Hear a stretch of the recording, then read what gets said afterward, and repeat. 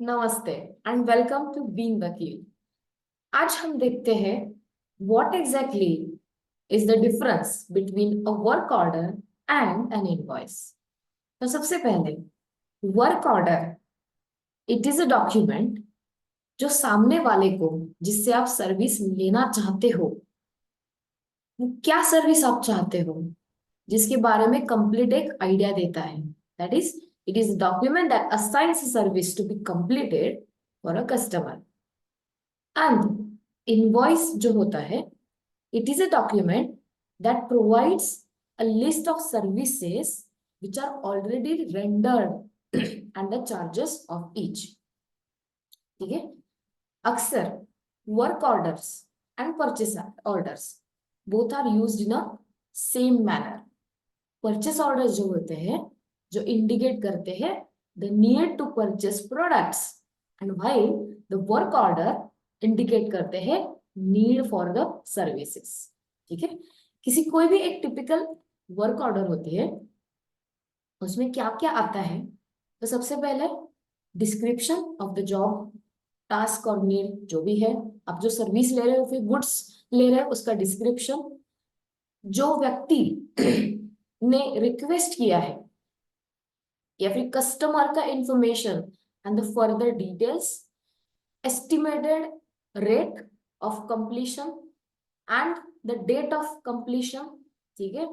The name who will be completing the given task, location अगर आपको specific जगह पे जाके वो काम पूरा करना है तो लोकेशन, एंड प्री रिक्विजिट्स मतलब ये पर्टिकुलर काम पूरा करने के लिए I need certain tools, I need certain things और आई नीड सर्टन डॉक्यूमेंटेशन, जिसके अलावा जिसके बगैर ये काम पूरा नहीं हो सकता। So these are the prerequisites. तो ये सारी चीजें एक किसी भी आइडियल वर्क या फिर परचेस ऑर्डर में रहती है। And always remember, work order is issued first and N invoice is issued after the work order is completed.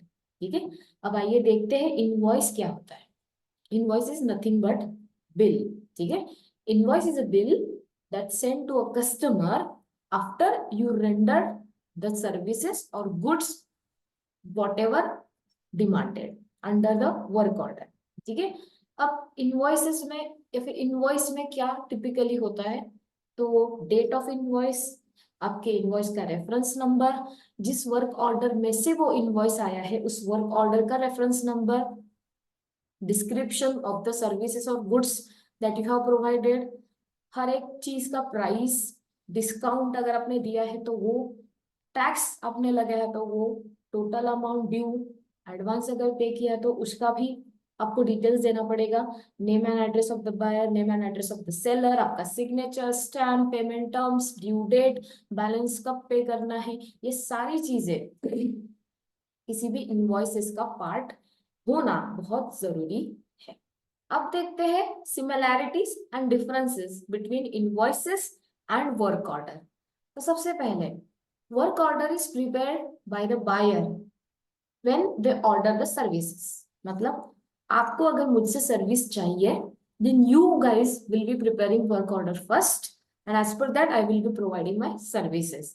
The moment I complete my services, मैं जो रेज करूंगी बिल उसे कहा जाएगा इनवॉइस। ठीक है।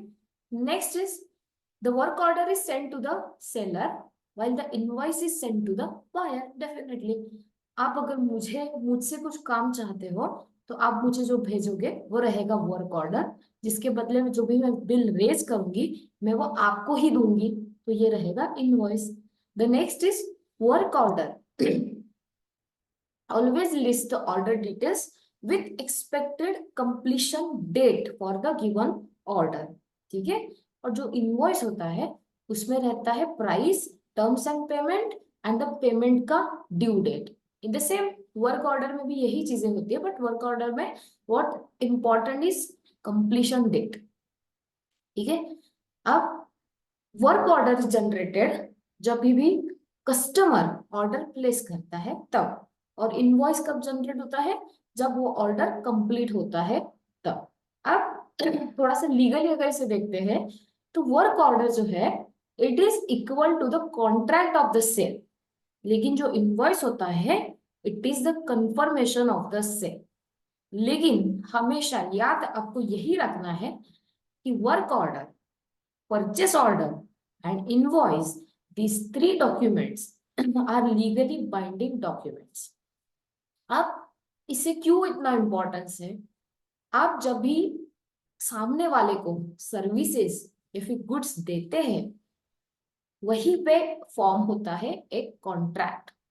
आप दोनों पार्टीज में कुछ कॉन्ट्रैक्चुअल ऑब्लिगेशंस फॉर्म होते हैं, और हमारे इंडियन कॉन्ट्रैक्ट एक्ट में या फिर सेल ऑफ गुड्स एक्ट में अगर आपके बीच में कुछ कमर्शियल रिलेशंस दिखाना जरूरी है, तो the basis of the relationship would be the contract. अब हर एक इंस्टेंस में लंबा चौड़ा एग्रीमेंट तो हम नहीं कर सकते, इसीलिए वर्क ऑर्डर, परचेस ऑर्डर और invoice place the critical yet equal role of the agreements and the contracts.